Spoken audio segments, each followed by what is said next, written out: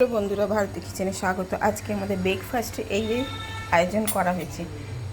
এই যে মিক্স, এটা ওটসের মিক্স আছে, এটা ক্যাডবেরি আছে, ড্রাই ফ্রুট আছে, এগুলো সব মিক্স করা রয়েছে। এগুলো আর এটা শুধু দুধ দেবো। এতে পেয়ারা আছে, আপেল আছে, কলা আছে, আলমন্ড বাদাম আছে, ডিম সেদ্ধ আছে। ডিম সেদ্ধ কুসুম ছাড়া আছে। এবার এতে একটু দুধ দেবো।